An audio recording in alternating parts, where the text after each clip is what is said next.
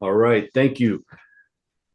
Now, to introduce our guest for the show, Billy Tuggle is a Chicagoan, a performance poet, slam champion, teaching artist, hip hop culturalist, and an Afrofuturist with his third collection of poems, A Tree Falls in the Hood, coming this winter from Swimming with Elephants Publications. However, as Tuggle says, he will forever be straight out of the backpack with The Way of the B-Boy, hip hop poems, musing, and meditation. Some foundational experience. As a youth, he co founded the hip hop collective STS in Chicago's Southlands, which was the basis for his brand of urban cultural activism and mentorship, engaging in independent journalism with Chicago's underground hip hop scene in the 90s, earned him places in publications like Underground Weekly and Chicago Rocks Magazine. And now to introduce our host for BBB. Santa Clara County poet laureate Shaka Campbell has authored 4 books of poetry and is an internationally recognized artist and performer. He has won Grand Slam championships in a number of cities across the U.S., and his latest project, In Our Words, is an anthology of youth poetry and visual art from Santa Clara County youth and is part of a larger program called Bringing the Light. He currently resides in San Jose and continues to ask the world to listen different. Now, please welcome Billy Tuggle. So good, so good to be here. Y'all don't even know. Y'all don't understand what kind of legendary is in front of you. Before I jump into Billy, I just want to say, look, for those who are new to Beautiful Black Books, to BBB, this is a reoccurring program where we feature Black writers in conversations, followed by Q&A.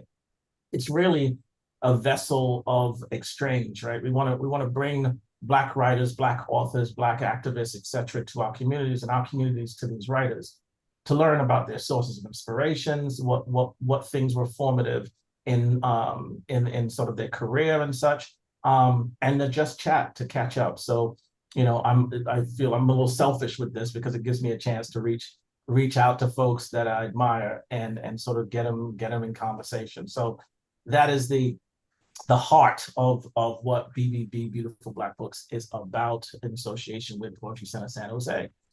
So we're just gonna jump in. It's been far too long, brother. It's been I secretly, like most folks, I secretly stalk you, so I know what's happening in social media. But it's so good, and I'm honored to sort of share this space with you. Thanks for coming on board, man. Thank you for having me. I greatly appreciate it. The stalking is mutual. And before you say anything else, I would like to thank Poetry Center San Jose and all of my friends and family, poetry family in the Bay Area, for always thinking of me. Poetry Center San Jose put me on for the San Jose Poetry Festival last year, and I got a chance to read for San Jose Poetry Slam. So big fat love to all y'all. Yeah, it's reciprocal, man. We'll get into it later on, but the amount of the amount of work that you put into this community and love that you put in this community, folks see it and it's reciprocated, man. So that's just flowers returned. You know what I mean? So look, we know in your bio you say Chicagoan. Talk to me a little bit about where you're. So we know what city you're healing in, but when you came on the Zoom today, you said that you were in a special place, a place that you do things on a regular basis. Talk to me about what's happening there. The literal place is this room, which is a little tiny back room of my home on the south side of Chicago, which every person needs an extra space, and I am a husband and a dad, and we have just enough to lend around. So what I've done since the pandemic was this little room has become kind of a laboratory, is where I finished my current book. It's where I had really learned how to do the educator things I have with kids on these little tiny boxes, but also increase reach with people who aren't necessarily able to even leave their homes on a regular basis, let alone come and find out what's going on in Chicago or wherever else. So that part has been special, but just like the greater everything else at large, I've never left Chicago as a home and a home base, and I'm still here. But just this particular room for the last 3 years, a lot of great things have happened from this very spot. That's nice. This is nice, a sacred place. So we talk about Chicago. Like you said, you haven't this has been your home for the longest time. How has that really impacted the work that you do, and sort of the approach you bring to your work? I'll tell you, and it's been just over 20 years ago when I made the decision not to move to the Bay Area, which I had visited a couple times in like between 2000 and 2003. Wow. Um, I had my best friend slash twin sister lived out there, and more friends lived out there. And before I was fully active in slam on a national basis, um, for those who remember, even before the 2003 National Poetry Slam, which was in Chicago, I met a lot of Bay poets who toured through Chicago. So everybody from Ekabumi Elik to yourself to everybody who came through in 2003, like Lee Knight Jr. and Yeah. Seven Kelly, were already friends of mine. And because I had some things going on with myself here and an offer to even finish a book and join a couple of collectives was really what made the difference between not moving to either the Pacific Northwest where my mom was or to Northern California, specifically the Bay Area. And a big part of that was I had already started doing things in other mediums, adding spoken word things to a lot of hip hop performance and mixtapes and albums from other artists in the area, and doing things like even popping up in textbooks, but uh, educational videos, but also making those kinds of connections in this area. And it showed me that what I was doing myself was very valuable, as well as the political. I've never styled myself as an activist, but I've always fallen into things. And at that time, was we were in the middle of the Bush era, and then being from Illinois lent itself to a certain politic that you did not necessarily want to jump out of to jump into what I remember very well as Northern California politics. And I was like, "Yep, I'm staying home." Yeah, it's quite intricate to give it a nice word, you know. But yeah, I mean, part of me, as you're talking, part of me is just like, okay, that's a shame. But then I'm also like, but what's been cultivated from there has just been it's been phenomenal. And I'm a full believer in the universe works the way the universe is supposed to work. You know what I mean? So there's that. And one of the things, I mean, had some family in Chicago for some, I mean, it's just been the coldest place.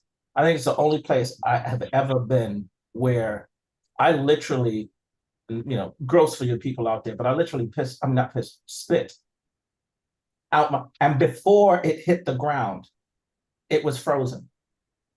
Like that has never happened to me in any place in my life. And I visited some cold places. I was like, Chicago is just a different type of cold, man. It is. It is. And the wild part is that that's the really bad. I've actually been to Minnesota and upper Wisconsin in the same times of year. But Yeah. yeah, this part of the country is not for the weak-hearted between November and March. At all, at all. And I'm gonna get off the Chicago thing in a bit, but I think it's foundational. Just generally, not even really around art, but I mean you can throw that in there too. There's a lot of misconceptions, I think, about Chicago, Chi-town. I don't know if that's the bad thing. I mean, is it okay to say it's not down? But there's like a lot of sort of negative stuff, Cabrini, all of that stuff that comes around, Chicago. If you had the opportunity to really sort of define or to talk about like what's really Chicago about, like that, what you should take away from the place, what would you say?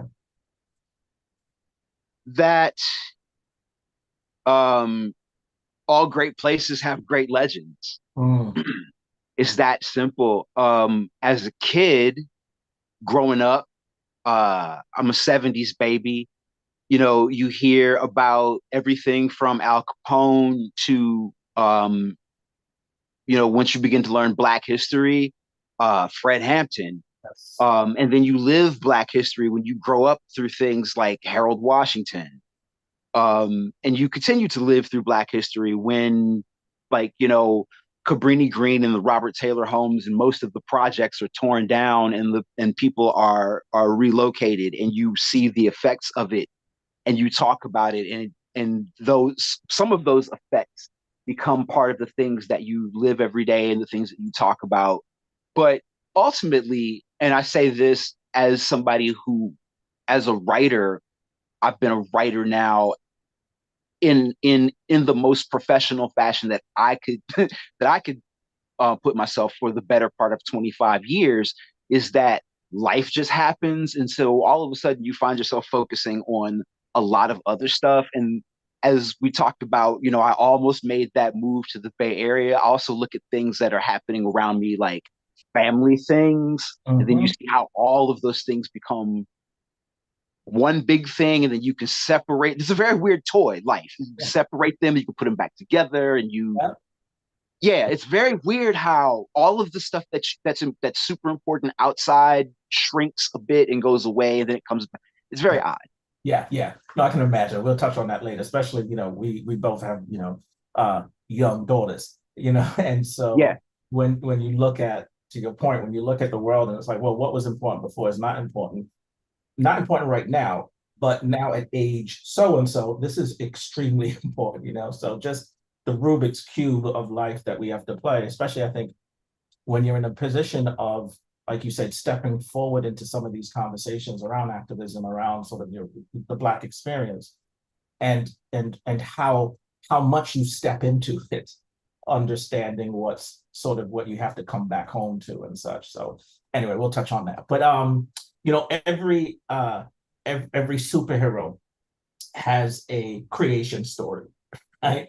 What's your creation story? How did you get to decide, okay, look, I'm a poet, I'm a writer, this is who I am and what I'm gonna do? Um, I have always enjoyed uh any kind of creative art. Right, as a writer, I messed around with a little bit of poetry. I'm a comic book nerd, so a little bit of story writing. I'm a science fiction nerd, a little bit of story writing. But as a music geek and understanding how music worked and having to write your own songs and being a little bit of a vocalist, I knew what lyrics and poetry were. So I started messing with bands and musicians 13, 14 years old under the influence of, like, Prince, Parliament Funkadelic, Run DMC, and like that. Um, a pretty decent vocalist who by his early 20s could not keep groups of musicians together or keep together with groups of musicians and keep filling up these notebooks with all of this stuff, Right. and enjoying being on stages, and whether it was open mics or the couple of like skate party or Halloween party gigs that the couple of bands that I was in actually had. And so you keep going to open mics and then you just kind of fall into it. I don't As far as being from Chicago, open mic poetry, spoken word, performance poetry in the early 90s was not hard to find if you were kind of looking for it. But Right. what pushed me towards it was, as much of a hip hop kid as that origin story is layered with. I have a very large inner rocker. And so Mm-hmm. that inner rocker in 1991, 92, 93, 94 attended Lollapalooza all 4 of those years that it was still a traveling tour before it parked itself in Chicago in the 21st century. And one of those years, I believe it was 94, they brought spoken word artists, they brought poetry slam, they brought slam poets out in this tent, and they had several open mics and poetry slams throughout the day's festival. And I met Bob Holman, and I met uh, uh, uh, Mark Smith, and I met Shappy, rest in peace. I met Crystal Ash, who eventually formed Middle Graffiti. I met so many people, both traveling and from Chicago, and I'm like, oh, y'all really do this? Right. Okay, cool.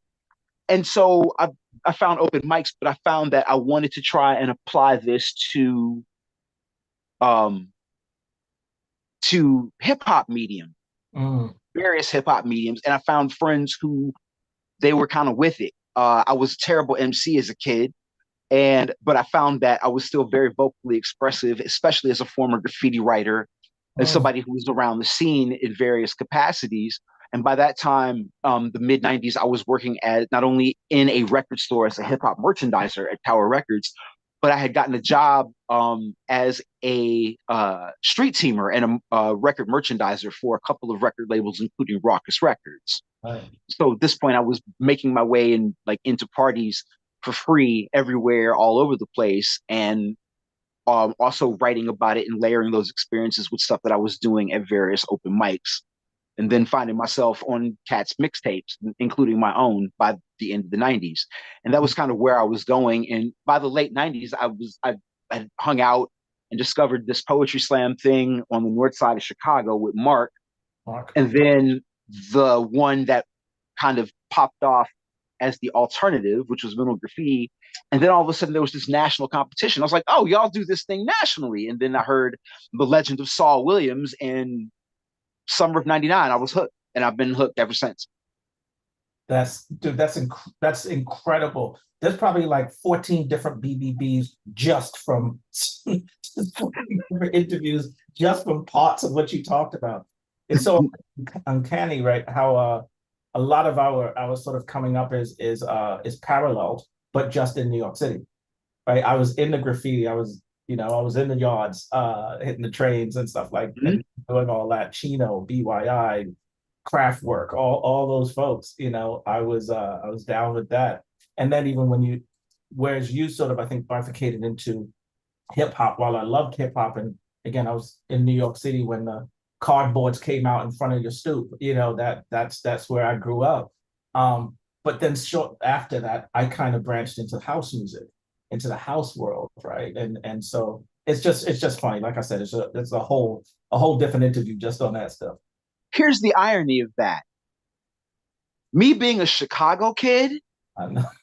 I know. literally, literally turning 14 years old, moving from the burbs to the city, and starting high school in 1985 when house music like exploded. Yeah.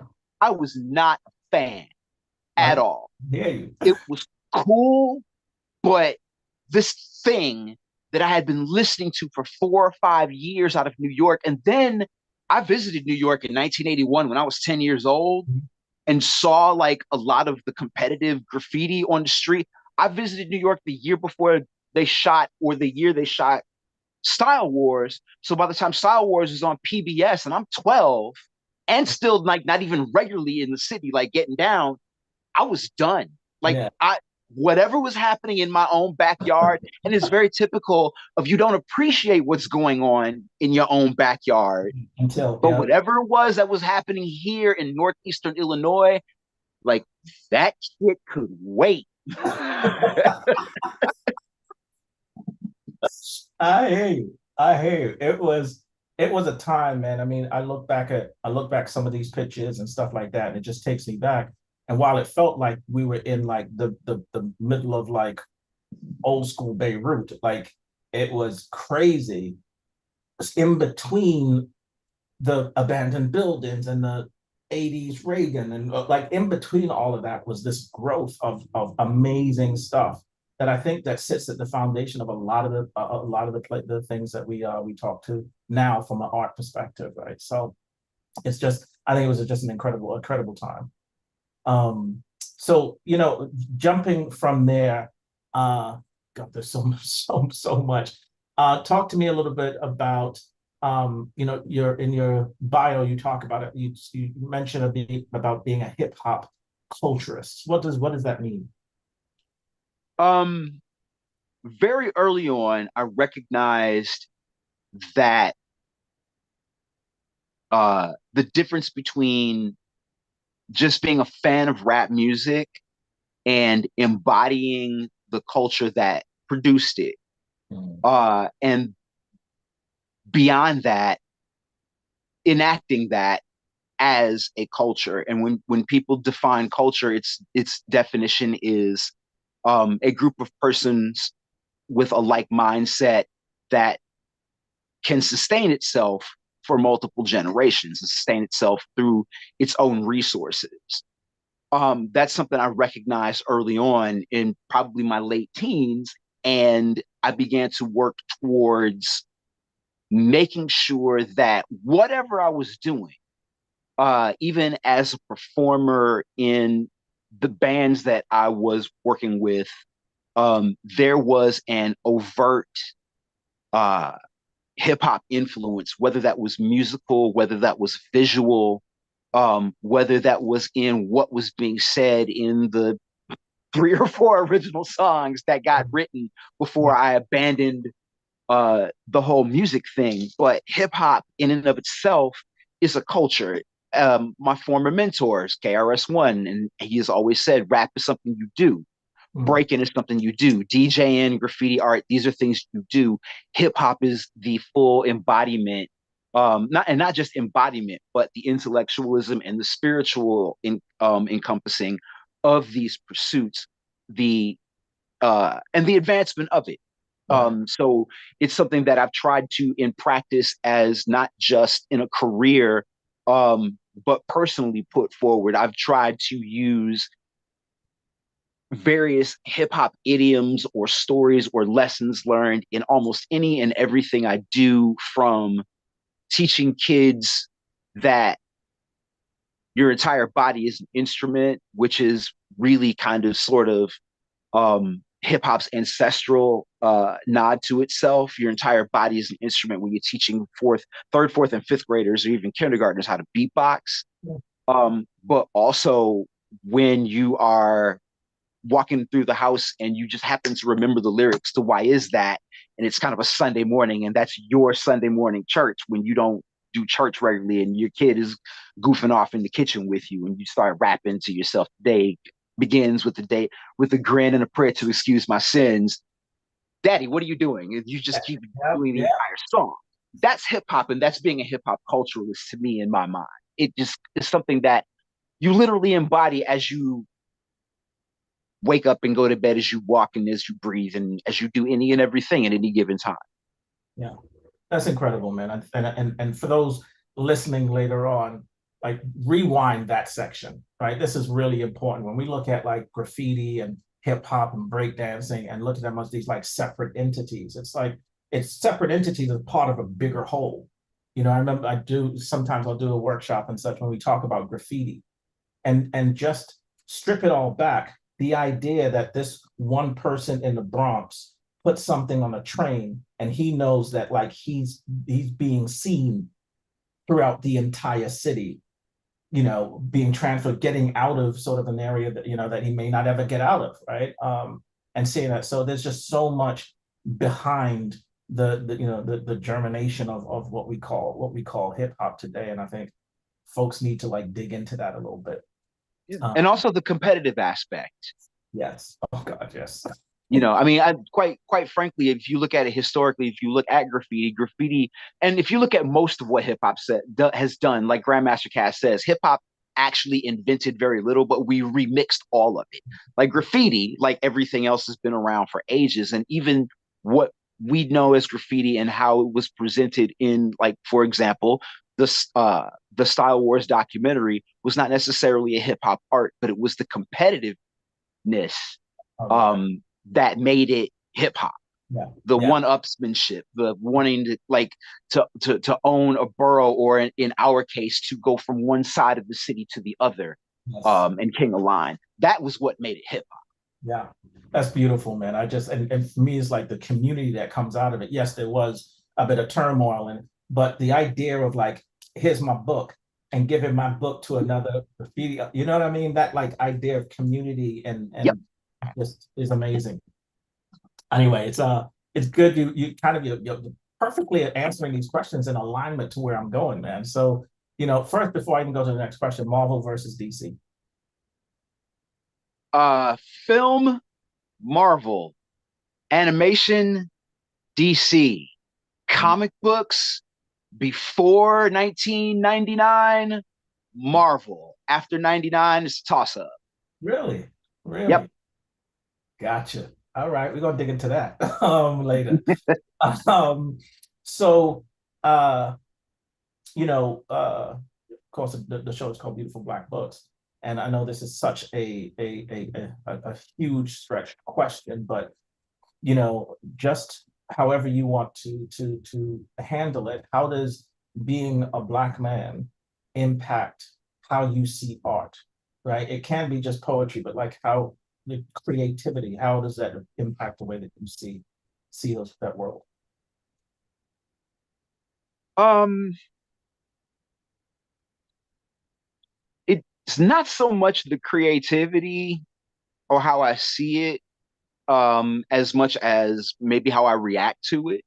Oh, okay. Um, because I feel that if everybody given the chance in some form or fashion is creative, and then you look at in what ways they're creative. There are some very creative thieves and plagiarists who know how to grab enough pieces of a thing and rearrange them so that you don't immediately recognize them. Right. Uh, and those people are not necessarily creative. The best of those traits are people who know how to organize and move things in a way that other people can get things done or see them clearly. So when you take kind of those things into consideration, everybody has a chance to be creative or to use their own hands to control something or to make it look like whatever they want it to look like. I just look at the root of things and just try to see where lies the integrity. Gotcha. And especially being Black, being of color. My daughter is adopted. She is Black. My wife is a mixed Latina. So I'm also very conscious of what is perceived as uh, not just Black art, but art that is created by non-white persons, non-white bodies, and how it is consumed in different ways than Black art. So it becomes very complicated. And when you have that extra set of eyes, it's a little bit different culture than your own. It does keep your head on a greater swivel than it already is. Yes. Um, but in those cases, it still really just comes down to integrity and just trying to be human and examine the integrity of the creativity that other people have. God, I'm so glad you used that word. That word integrity in this art form, I think is so important. You know what I mean? It's like like you said, people copy stuff, and I think just naturally as you go into any sort of form and you find someone that you really like and really speaks to you, the more you listen to them, the more you kind of um, maybe adapt pieces of them. But what pulls you, I feel, at least in my opinion, what pulls you out of that is then the integrity of what you put into that. You know what I mean? How you pull from that and then create your own. So um I use that word so much when I talk to folks about the art form. I can't tell your story, but as long as you're telling your story with a level of integrity, it's all good. The rest Yeah, will come. You know what I mean? no Uh, doubt.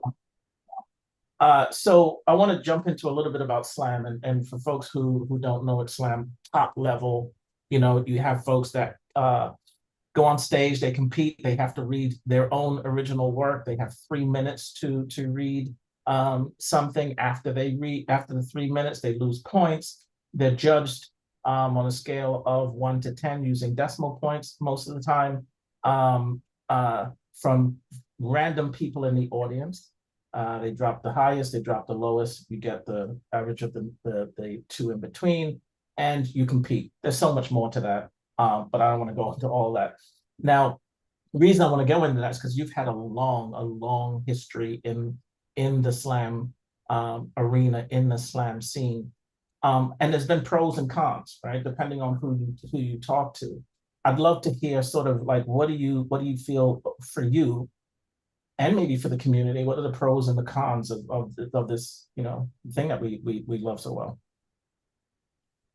Um, I'll start with the cons, because they are important and they're serious. They're also relatively few. Right. And being relatively few, I can put some quick emphasis on all of them.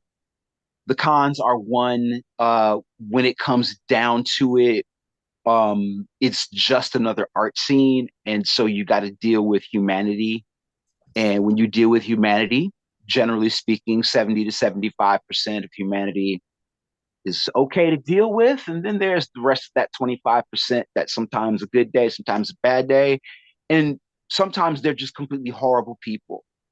And I think that a lot of that not just speaks to people, but experience. I think that if you give it a chance, more times than not, you're going to have a good experience. That's the first thing. The second thing is that, yes, it is an art. You have to rectify art with competition. If you cannot rectify art with competition, if you are a poet, if you are a writer, just remember, as you submit papers, as you submit manuscripts, as you submit poems for journals, as you enter chapbook contests, it's all a competition. Yeah. All a competition. The only difference between your competition and us is that we're doing it on stage. And if you're a fan of music, you gotta love things like MC battles or battle of the bands. Competition in art is not new. When I was a young pup in this slam stuff, it kind of pushed me back at first till I sat back and thought about that and remembered all three times that we lost the battle of the bands. I was like, yeah, okay, fine. And then the third thing is that uh, it's because it's an underground art. Um, it's still very easy for people to get away with a lot of bullshit. And you have to be on your own BS in order to reflect Yes. the BS. Yeah. Now, having said that, the pros. One, it's a competition. And those of us who did not compete at high levels of things as kids, we might not really kind of get into the feeling of competition. I have siblings that are adopted. I have like socially adopted. I have a stepbrother. I am technically an only child. I did not have to compete for things within my household. I ran track. I played baseball, little league. I played soccer, little league. I did stuff like that, but I never competed high level in high school sports or never competed in college. I never competed professionally at anything, but I'm a hip hop head. I've written graffiti. I've been a breaker. I know what it even. I've also like being a terrible rapper. I still know what it's like to get in the circle. That's how I know I'm terrible because I've been served in the circle. Having said all of that, I enjoy competition. I enjoy playing board games, Uno, Scrabble. Uno, you can get these hands anytime, anywhere. I'm not joking. I like backgammon. All of these things, you can compete and not be a jerk. Right. Slam is so much fun because when you could compete at a high level, when you compete in regional and national competition, you get to meet, if not the best writers in North America or the world, a significant portion of them. And I did every year for the better part of 20 years, not just meet them, but hang out with them and fellowship with them and learn from them. Mm. That to me has been the greatest part. I cut a profile as a so-called slam legend, not because I've won, but because I kept showing up and because I was, again, not a jerk about the competition.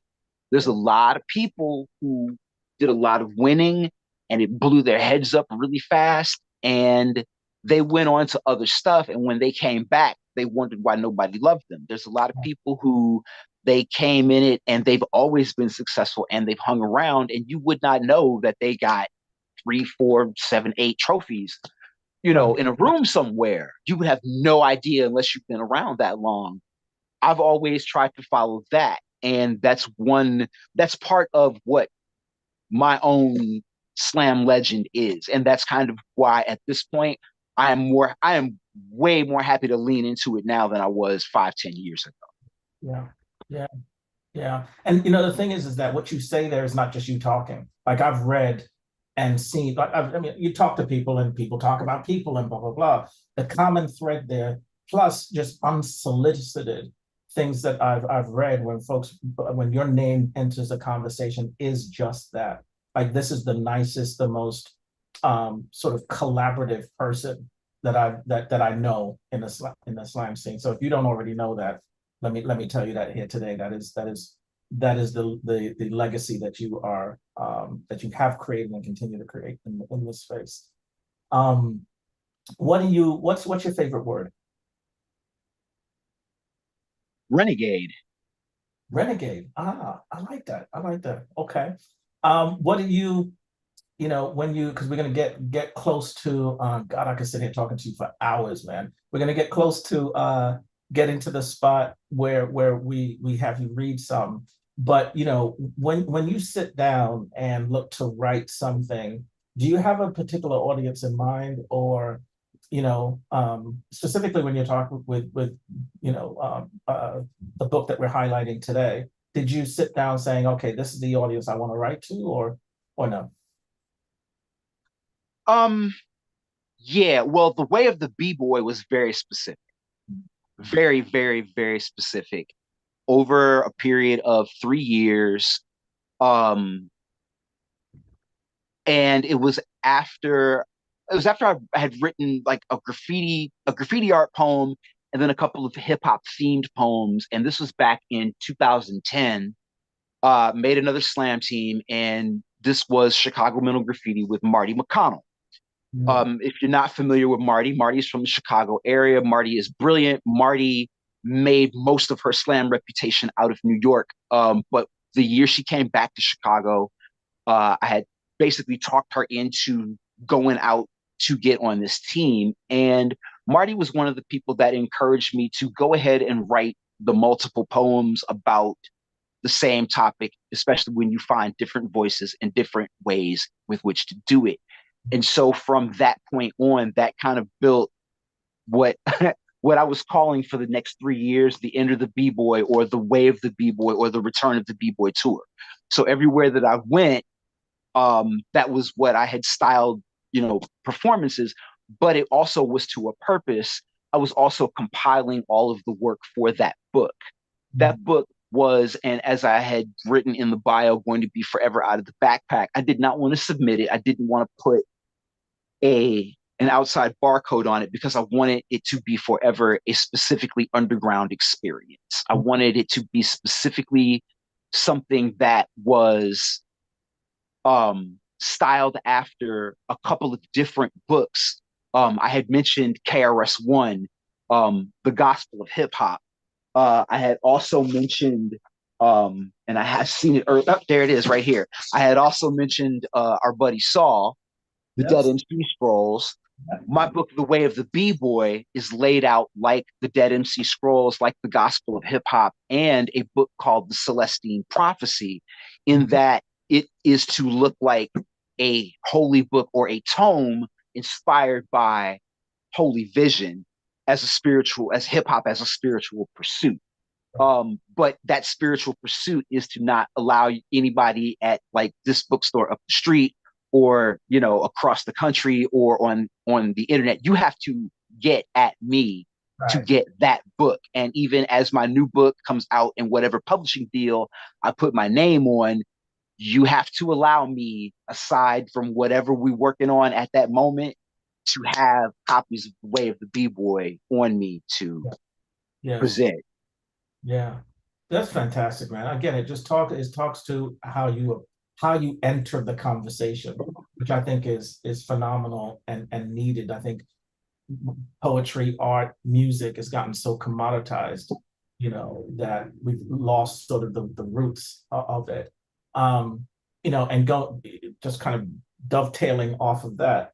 When we think about music, as a whole, but specifically like hip hop and rap music, there's this debate now, that's going on. There's like with the new music, the new sort of what's coming out versus the old music. I mean, I got many opinions, but like in that conversation, what would you say? Do you feel as though, I won't go as far as Nas and say hip hop is dead, but do you feel as though rap music is taking a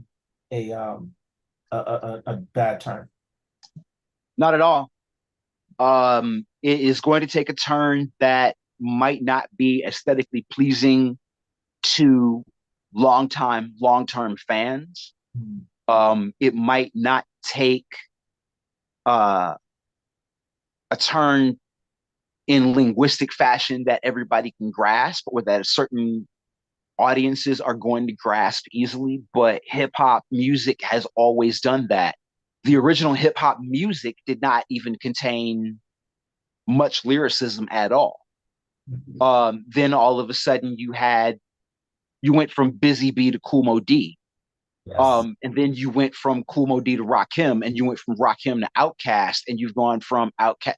So the style, the styles broaden, the influence broadens, um, the linguistics change. You're talking about an art form that, as we know it, began in American English. And then, of course, it evolved immediately with other countries, with people who hear and understand and articulate English, and then they put their own, dialect spin on it, and then other languages pick. So there's no excuse to not understand and recognize that hip hop, music, art, all of it is going to change and evolve. The problem is that people are still more rap music fans than hip hop culturalists or hip hop cultural observers. I'm 52, almost 53 years old, and perhaps the things being said on the record don't speak to me directly like it does my nieces and nephews or my daughter and my godchildren, but I still hear the beat. The beat is still the same. The beat is still engaging. I listen to what they're listening to. And quite honestly, my biggest problem with hip hop is that the real hip hoppers, we still don't speak up enough when we hear all this stuff that's on the radio. I heard E40 say in an interview just last week, it's not that modern rap or hip hop, contemporary rap music or hip hop music is bad. It's just that all y'all sound alike on the radio. I said the same thing when I was 26. I'm 52 now, so that's half my lifetime ago. That was 1997. That was when, Puffy and the shiny suits, and right before Biggie passed and right after Pac passed. I said the same thing. A lot of y'all on the radio are starting to sound alike. Right. Right. Exact same energy. And so when I did that back in 1997, 98, 99, I was also working for underground labels so I could talk about Black Star and Rubber Room and All Natural and all these other groups. So it's just a big recycle. And because that's a big part of the conversation now, I think it's probably going to regenerate itself like it does every 7 or 8 or 9 years. And it'll be very impressive to those of us who are still paying attention. But for those of us who are paying attention on a cultural level, for the whole entire year of this year, which has been the 50th birthday, so-called birthday of hip hop, for those of us paying attention on a cultural level, we've been saying that there's been all these tributes to past rap music instead of pushing forward what's good now, what's challenging, what is culturally forward and progressive now, and what is the entire culture doing. So people still really aren't ready for that conversation because people are still really stuck on who's selling the records and who sold the records 25 years ago and 50 years. So exactly. It's like having a conversation with how many record albums Michael Jackson sold versus someone now. It's a different world, right? It's a different, the landscapes are different. The commercialization of it is different as well, just in terms of how the music is being played, right? And so and how the culture is perceived. Yeah, true. I mean, we're talking about 50 years of hip hop culture. What we've had in mass media are tributes to approximately 40 years of really good records. If you really want to pay tribute to 50 years of hip hop culture, we really need to honor the fact that next year, right around birthday 51, is the fact that breaking is going to be an Olympic sport. Yes. Yeah. Evolution. Right. Yeah, absolutely. We should be fighting a little bit harder for Ice Cube and his ownership of 3-on-3 of his 3-on-3 league and him battling the NBA. Culturally, I know that black and brown folk might not be happy with Mr. Jackson right now, but as far as hip hop goes, 3-on-3 basketball is a hip hop sport. We should be standing up for the ownership of street basketball. That's hip Right. hop. Right. Never mind who sold a bunch of records. Never mind what's on the radio right now. That stuff is cool. But if we're going to talk about hip hop culture, those are the things that we need to get behind. Yeah, yeah, the culture versus the attributes thereof. Yeah, I love it. I love it. A couple more questions. We're gonna jump into you reading for us. We came in and out of family and got this probably a whole different show on how that impacts. But you know, having a child, as you sort of you've been in this for a long time, so having a child prior to this and then into this, and then how has that, or has it impacted your work? The result of the work, it's definitely impacted in that, like any parent, like any family person, your focus on your writing might not change, but that is an added element to that focus. And for me, it actually became a three-prong element because just as I'm getting my sea legs as a parent, um, in 2018, I had an agent who fired himself and then left a whole bunch of us out in the lurch. So the book that is my next book uh, got parked to the side. Um, as I kind of got to what I wanted to do with it, a pandemic set in. So with the pandemic came all this wild social justice and political stuff.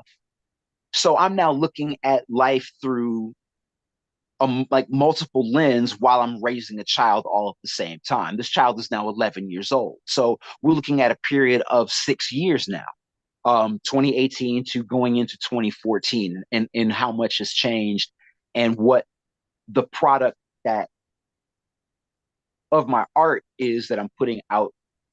What I don't feel has changed and what is easy as a person is that because life in general had to slow down and because I overanalyze everything as an Aquarius, if you're into that kind of thing. I'm Um, Aquarius. if you're, and as an Aquarius, I like to say, I don't believe in astrology, but listen, as an Aquarius, Now that we talk about it, right, I kind of go back and forth with, okay, now you get to slow down. The entire universe has to slow down and you get to examine everything that you're doing.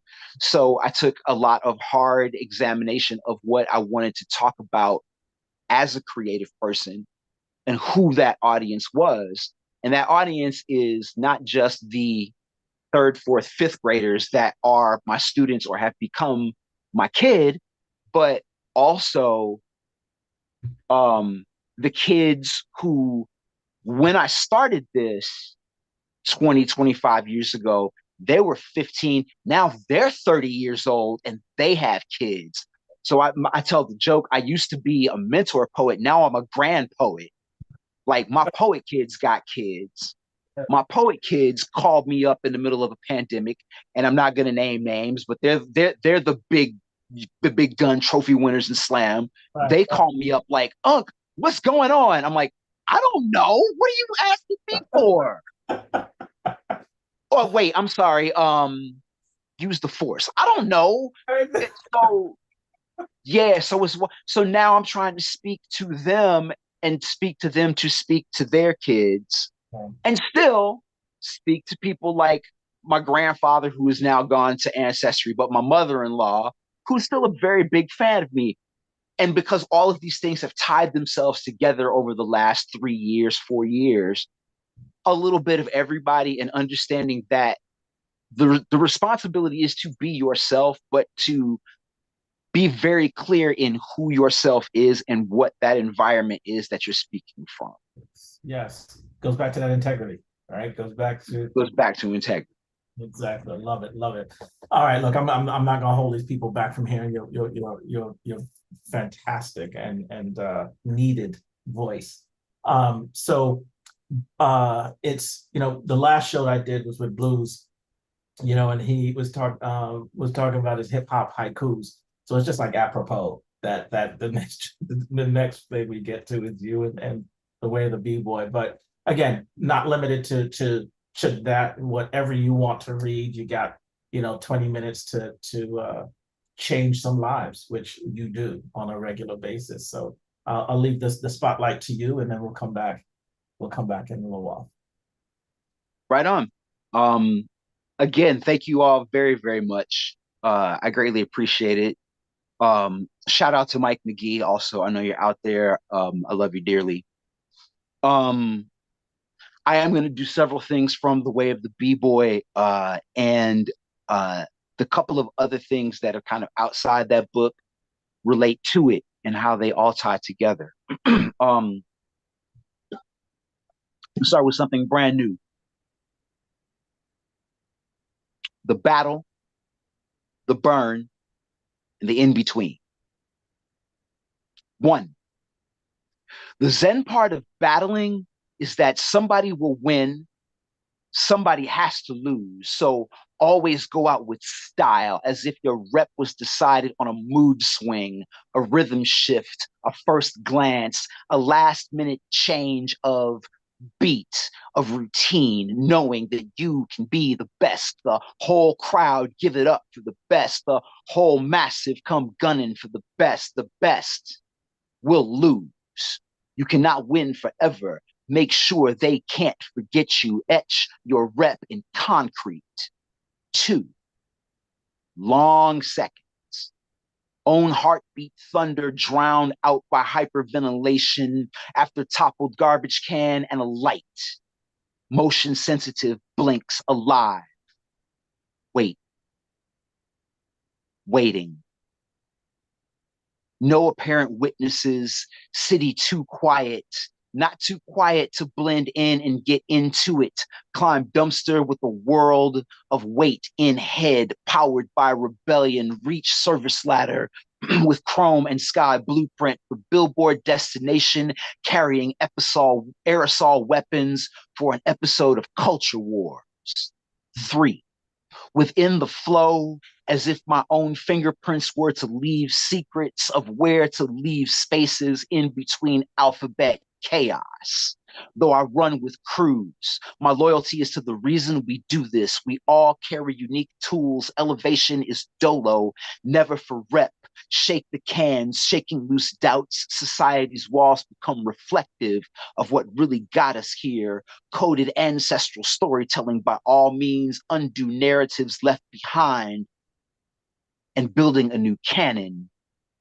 This be the graffiti monologues. The craft of motion tagging is a dance with gravity, a battle with inertia itself. Rubber wrist, granite shoulder, when the train hits that curve at 30 miles per hour, knees bent, lean with the rumble and sway. Maintain your stance and apply that mean sig even as the operator applies brakes. Olympic balance beam shit. This craft is muscle memory, guiding perfect penmanship even when the lights go out. Block stars go all av, trying to paint the moon. These fabled midnight in a row. Before the cans and the walls, this autograph session is the meet and greet just outside your bedroom window. This wide tips and stickers ritual so that you get acquainted with the style. See, we don't want to blow your minds all at once. I know it's a stupid thing to get locked up for. But I know that it's a stupid thing to lock a kid up for when they're trapped on the outside. Tell me, what do you know about I can't do this at home and they don't give a shit at school? This is how my homies exercised fear of being locked out of homes their families could barely afford to live in. This is the release from everyday stress from art professors saying, your abstracts contain too much city concrete. Motherfucker, I'm from the city.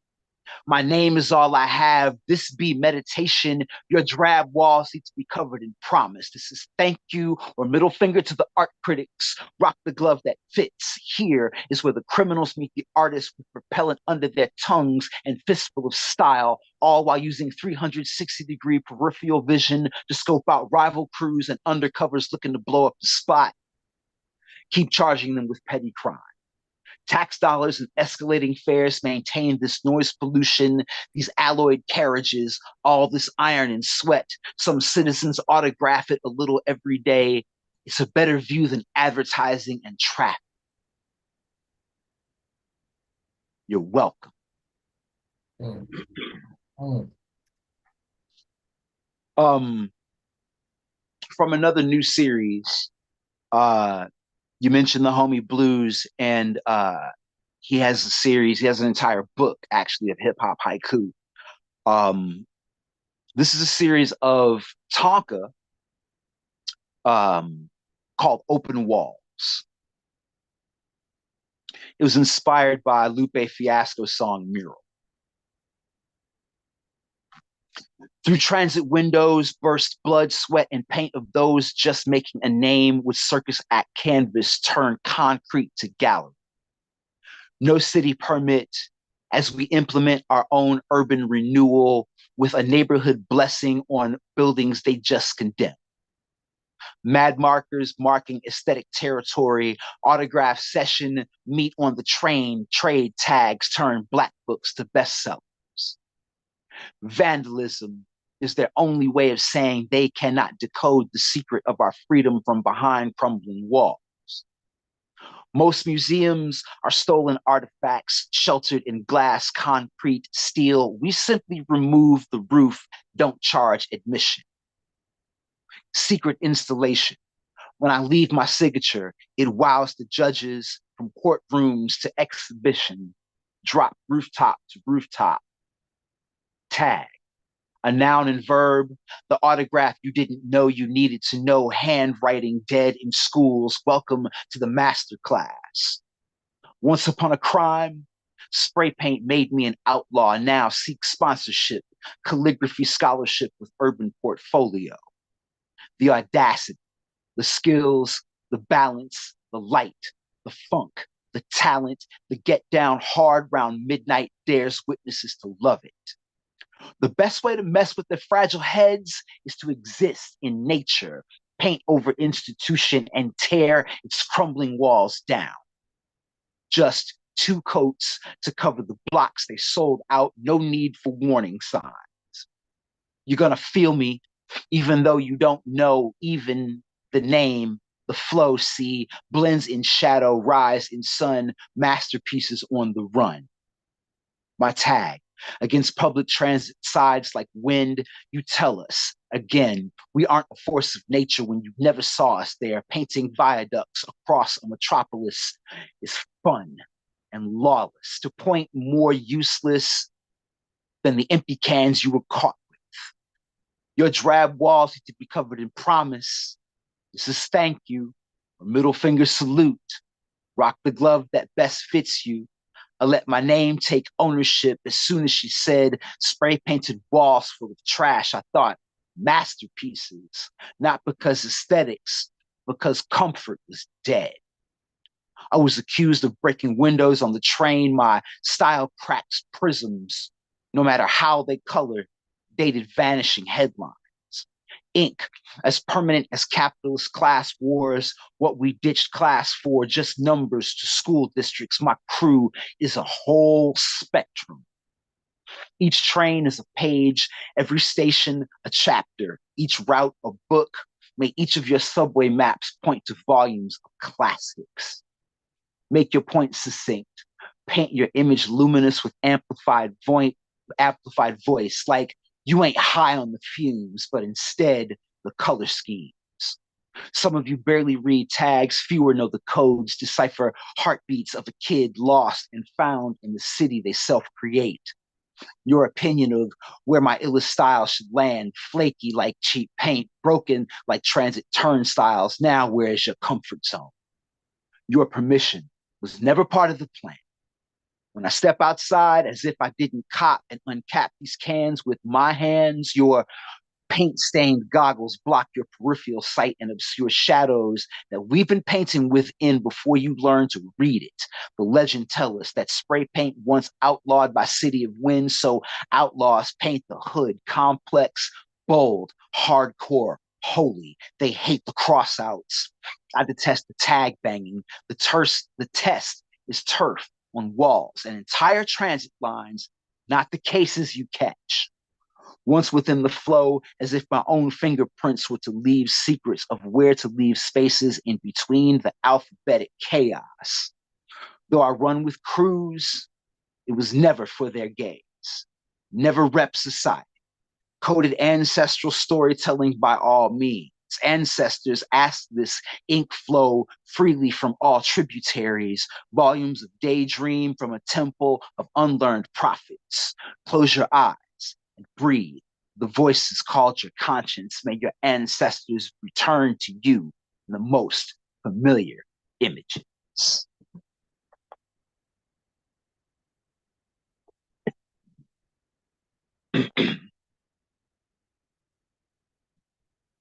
They tell us we don't own these streets and tunnels.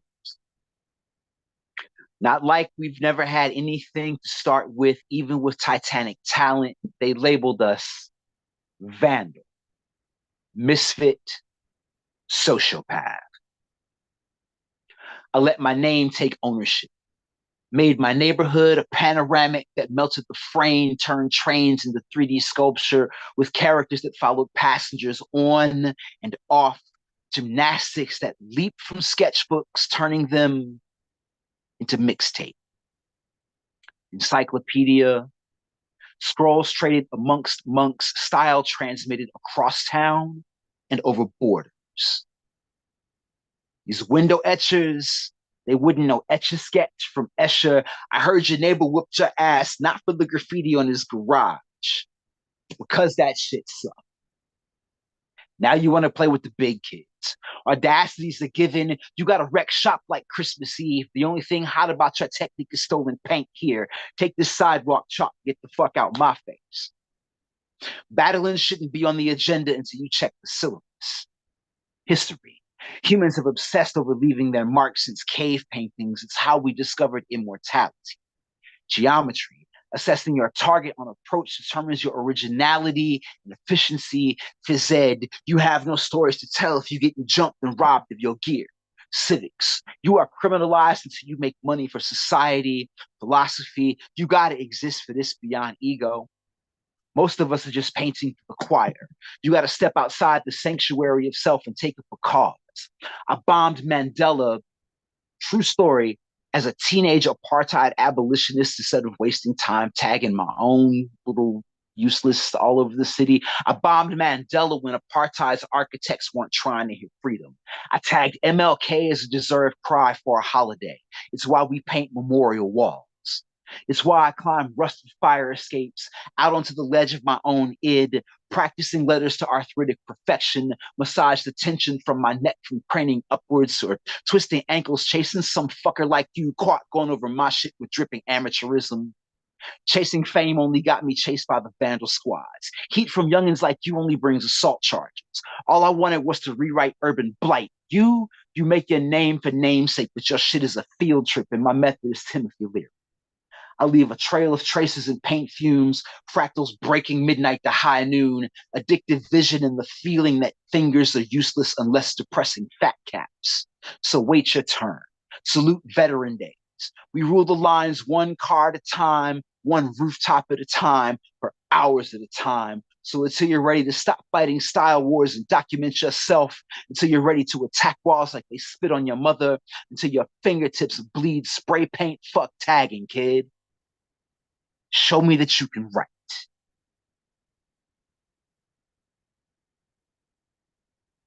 So if I can, two more.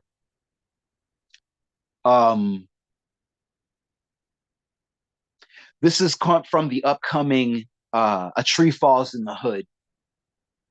That should be coming out this spring from Swimming with Elephants Press. Shout out to my homeboy, my tag team partner, Will Gibson. Will Gibson's the poet laureate currently of Eureka, California. He is my tag team partner, one half of Griot and Troubadour. And he is going to be the executive producer for this album called A Tree Falls in the Hood. This is one of those tracks. Rockers Revival, an epistle for hip hop. As a matter of history, What they can't sell, they remove, send back, mark down, marketed, flawed, temporary, dispensable. Will spotlight your finest until they crack or bright lights fade you. Remake you as a simple copy of your own predecessors, recontextualize your canon, underpaid to have it flipped for you, praise and feed the demons to you. The industry wants you broken. Keep the vibe. Predators don't scavenge grassroots. Culture plants seeds, grow free. When they deny growth, your rebirth, your remix, keep rocking. They label you fad, relic, trend, keep rocking with the same seismic forces that break ground, beats, old school rules, bring the stars down to earth, keep rocking. They want to erase your mural, baking soda with water under high pressure and gentrification, keep rocking. Blend beats and mixtapes like church ladies in basement kitchens feeding parishioners, find the secret ingredients, dig into the deepest crates, pocket every penny for offspring, hold integrity to your heart like the DJ holds hands, a clockwise place on the platter. We are timeless. When they rock, we cannot be broken if we don't let them. As long as there are two turntables, two or more speakers to tumble tunes across concrete in the name of making a name, as long as this name-making game is based in the rules of realism, originality, and building up and out, as long as we got homies willing to run up under cover of traffic and audacity with aerosol sweat from pores, as long as they turn walls out from inside, as long as ancestors continue to deliver post-future hieroglyphic visions and whisper this alchemy of kissing the ground in order to defy gravity, we be the ones standing square with thousands of styles of elevation, magic at our fingertips, daring you to come get some. I am, syllabalistically speaking, the heartbeat of a diaspora.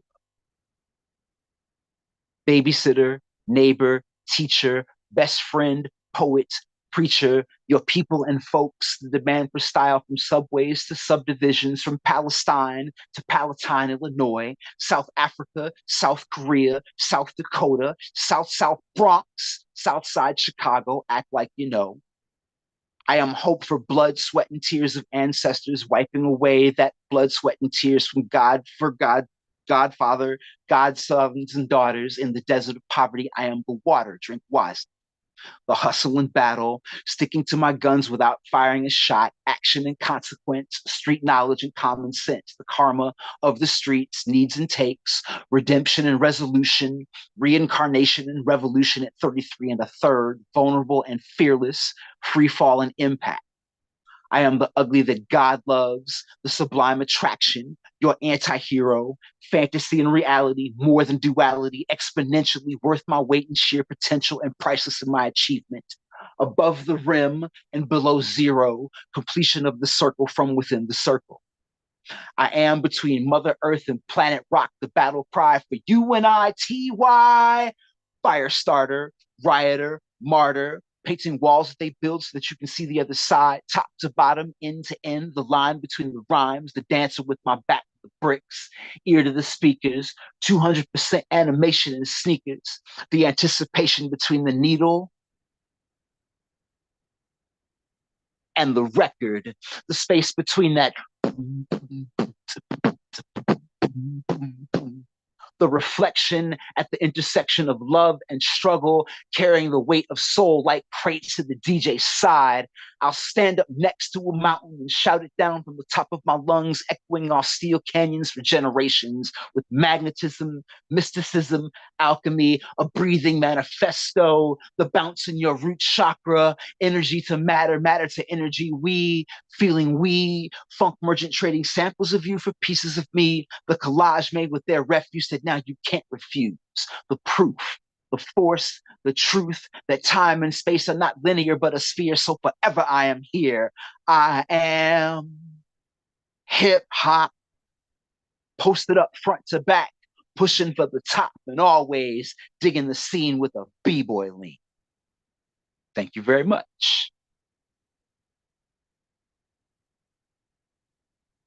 And thank you so much. I think we need to archive these moments and have them somewhere for folks to be able to get to us. Like we need like this separate TikTok that is only filled with these moments, so folks don't have a choice to do anything but soak up all of this greatness, man. I really appreciate uh what you do, what you continue to do for this art form that we love.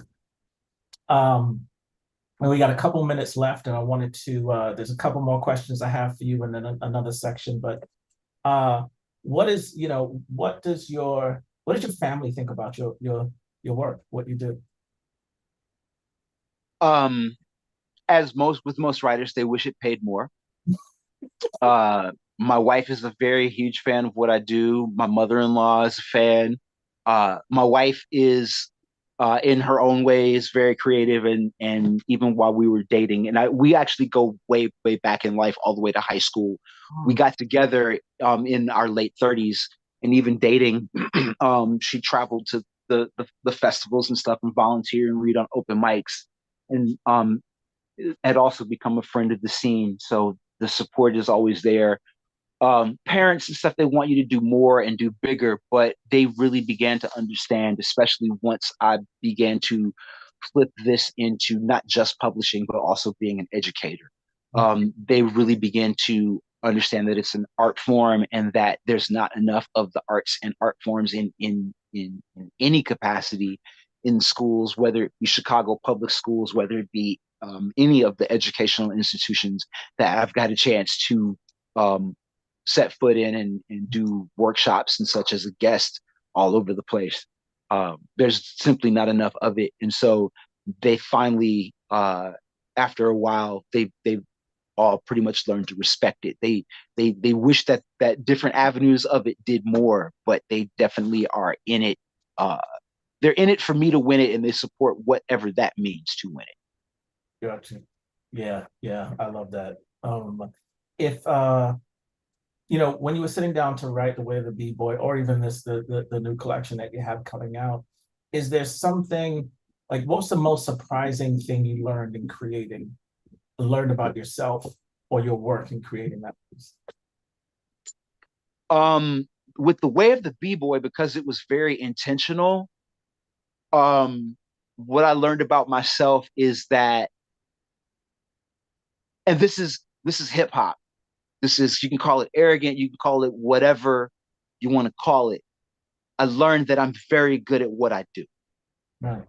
Um, but in that, I learned that I'm very good at what I do, but nobody else quite does what I do in the way that I do it. It enabled me to write a collection of poems that some famous rappers, some not so famous, but very talented rappers and graffiti artists, um, and some thinkers and authors have put this in their hands, and they're like, whoa, this is a very different perspective, and it's a perspective that nobody else has provided. So that in and of itself tells me that I can do different things and things with my talent. The current book is the humbling book because it's way bigger than just the culture. It's me poking my head outside of my own bubble, poking my head into other bubbles. It is literally tearing up the old book and having to rewrite big parts of it in a metaphoric bubble, Right. and coming out the other side of that bubble, and the politics and the real life, um, and even just the personal stuff, you know, everything. When people say that you can write about any and everything, I have not written about the mundane things, but I do want to just not write about Trump and being black and, spray painting on walls. I want to write about my awesome turkey burger recipe, or how I came about it, or what it means to me to be in the kitchen cooking, or to be a man, or to be a black person. That's a poem that's that's incomplete in a notebook right now. Right. And even the want to do that, that's a poem in and of itself. So all of these things just kind of recycle themselves. And I find that the newer material is far less about one thing. I can get on topic and on theme and do that book, that collection, but A Tree Falls in the Hood is really about both the looking within and the looking outside. It's a lot of both. I love that, man. And I think, there's, again, we don't have time for it today, but like the vulnerability that it takes to step into that world, but also just this very tactical piece of, you put out work in the world. It takes time to get to that point where you put it out. You put it out, and then folks are sort of like, so this is how you feel, and blah, blah, blah. And it's like, I wrote that, 4 or 5 years ago, 4 or 5 months ago, and it's sort of, we all evolve as people. And so I'm always curious of how people, how artists sort of reconcile with that, right? Because you're in the moment, I guess, when you're writing. It takes time to publish, produce, put out, whatever the case may be. When it becomes public and you're introducing it to people, you might have moved on, or you might have changed. You know what I mean? How do you reconcile Um, well, I've kind of learned that recently. Recent being say the last 10 years or so. Before Way of the B-Boy came out and was done, a little more than it's about 10 years, maybe a little more than 10 years.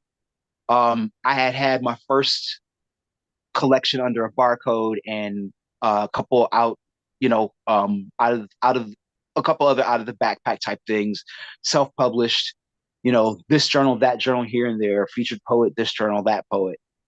You get around to Way of the B-Boy, which I consider my second full collection, and you really start to think to yourself, you get into the what and why that you're doing it, but also the who you're talking to. And especially slam and being a public performer and going on tour, when things happen in the world and you've got poems that you're reading and you're writing and you're editing and you're reading and you're writing and you're editing and occasionally memorizing and that? reading and writing and editing, and you do slam and you're reading, writing, editing with other people, and you're prompted to do more, and you're prompted to look at your own work, and all of a sudden real life happens around you, right? And some of the stuff that you wrote becomes relevant again, Yeah. for good or for bad.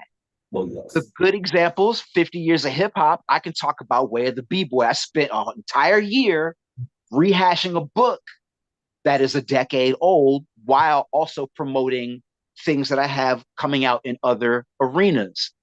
The bad part is in politics, you have these barbarians that are beginning to run for office or rerun for office, and they want to do things like um, go and speak at universities. And so all of a sudden, that makes an old poem that Button Poetry put up 3 years ago, which really wasn't even that good a poem. It was a rant that was relevant and read with a lot of heart and conviction. It makes it relevant again. So I have to pull it out and read it at open mics. I got to pull it out and read it in the middle of a feature. I got to, wave this thing around, which I don't just do it because I have a poem in it, but there's a gang of poets from slam and not from slam in Chicago that have poems in this book because this idiot on the cover is still relevant.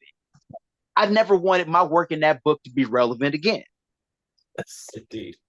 I never wanted a poem that I wrote in 2011 about Oscar Grant to be relevant again. Yes. Yes. But on the good side, when Lenny Kravitz complains that, the award shows have ignored Black rock and roll, well, I can reach in my back pocket and pull out a 15-year-old poem that I wrote about living color, Yes. things that happened 20, 30 years ago. So, So that's yeah. kind of how I reconcile that.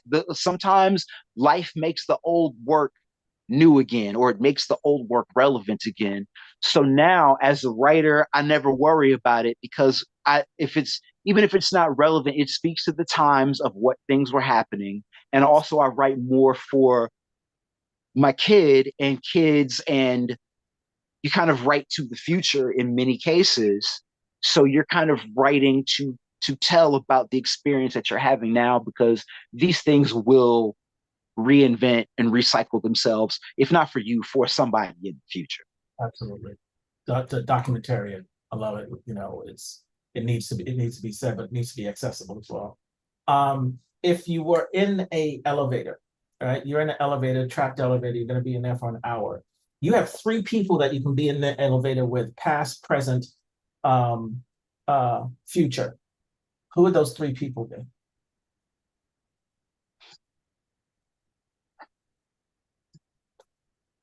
D'Angelo, Oh wow.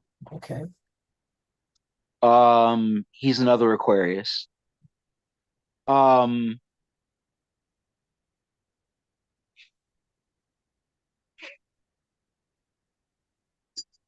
Harriet Tubman, Okay.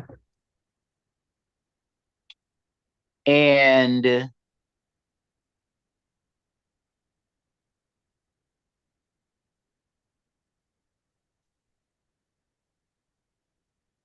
D'Angelo, Harriet Tubman, and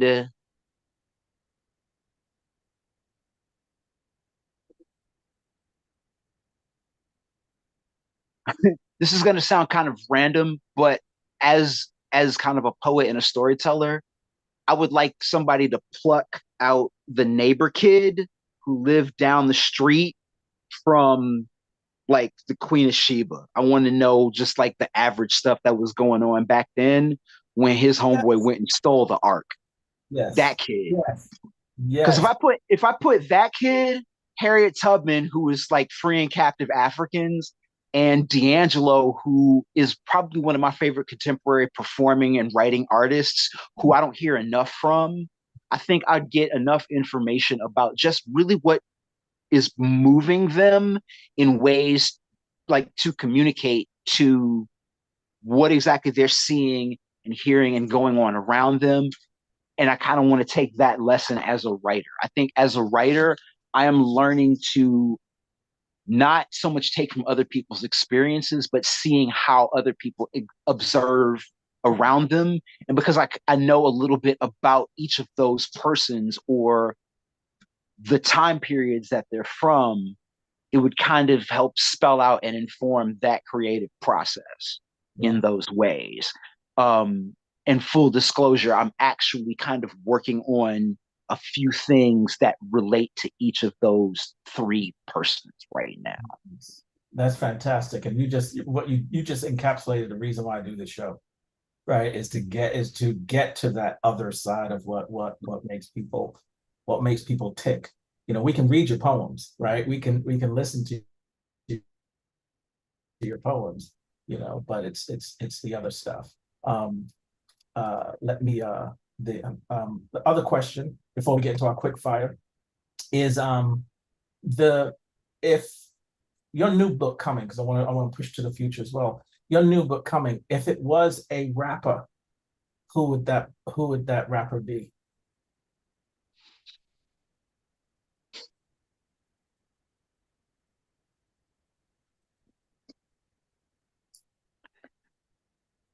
I am very in tune with my age, and I would say that it's a rapper who is practically the same age as me. It would be Method Man. Meth. Nice. It would be Method. Nice. It would be Method. It was. I think that I am where I am in my career, and as a writer, performer, poet, I'm very comfortable with myself, and I don't have to. I don't have to compete. I don't have to enter the dragon, but I think that I've got plenty of fuel in ship. We are definitely going to break out of orbit, and we're gonna do things in both expected fashion and I hope an unexpected fashion. But I I am well aware that people know that I will come from at least a certain level, and I refuse to disappoint people who do that. I'm not quite arrogant enough to say that I'm the best, but I will get in there shoulder to shoulder with the best in a I mean, heartbeat. we gotta have. I mean, just being a poet to get on stage in the first place, there's a certain level of ego that is required, right? You know, to be in that space. Uh, Definitely. So we're gonna come to the last part, which I call quick fire. I have a bunch of words. I just want you to kind of spit out, ideally a word. If it's 2, 3 words, whatever, that's good too. But like spontaneity, what comes to your mind as soon as I say it. So here we go. Poetry, Pictures, graffiti, language, Kanye West, tired, art, necessary, daughter, treasure, language, everybody, blood, relevant, lineage, important, Chicago, the universe, laughter, medicine, metal,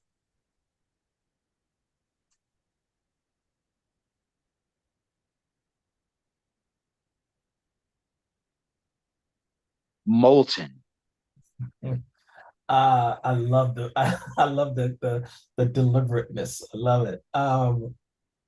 Love, action, J Electronica, special, Run DMC, foundational, literature,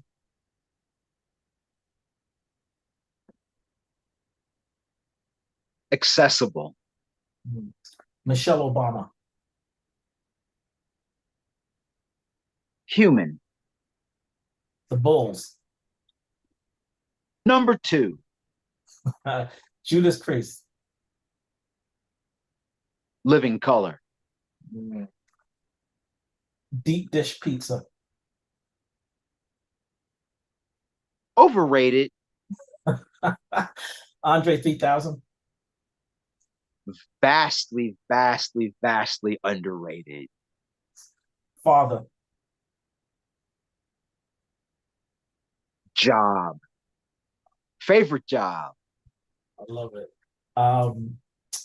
Let's see, wife, tag team partner, Michael Jordan, the best, war, unfortunately necessary, religion,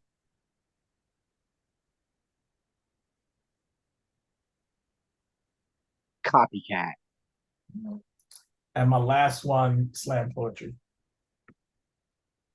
sports, I love it. I love it. Look, this I know we've run a little bit over time. God, like I said, we could be here for eons chatting it up for so many reasons, man. Not just the art form, not just the similarities in age and sort of journey, but just like who you are as an individual, man. It's a blessing to be in a time period where I've shared space and um, uh, shared space and been in these places with you. So I do want to appreciate that. I want to acknowledge that. And dude, you are a treasure to this art form. So thank you so much for joining us and being with us today. Thank you for asking me. I greatly appreciate it. A lot of fun. I love doing it. I greatly appreciate it. And also, I say this on social media all the time. Anything I can do for any of my laureates, support your local laureates. The national laureates, that's cool. That's who we all hear about. But the state, county, city, the real teachers. I appreciate that. You know what you've done. I mean, I remember seeing that on social media as well, where you pulled that out, and I remember just saying, you know, that's such a blessing. There's a the idea, like in the trenches, like you know, the folks that are in the trenches trying to change some of these, you know, to progress things, to move things, to keep momentum going, but also to change. You know, I'm the first Black laureate in Santa Clara County, and there's like 15 cities here. Yeah. It was a beautiful, diverse culture. The Hmm. percentage of that is Black folk in this area, you know. So being able to sort of weave that and do that. But I mean, again, not about me, as you said, there's multiple people that we've known, especially also coming from the slam world, right? That are Absolutely. musicians that, you know, it's a very fantastic time. And remember I said I've done this there's this group called the Black Poet Laureates that I didn't know existed. And sort of when it was announced and I got a email from Judah Run, shout out to Judah Run out in Pomona. He was like, okay, here's a link. And I was like, what the hell is going on? I clicked it and then there was this like this world of all of these, you know, Black Poet Laureates that are on the ground trying to make things happen. So I do appreciate the shout out, but I also appreciate the support and the letting people know that these things are happening. You know, Most definitely. your what you're doing out here in the world as an educator, as an individual. So more to come. I'd love to get you on a little bit later on when you drop the new project. And let's talk a little bit about that. All right. Definitely. By all Fantastic. means. Fantastic. So we'll close up. I'll get all the other logistics taken care of.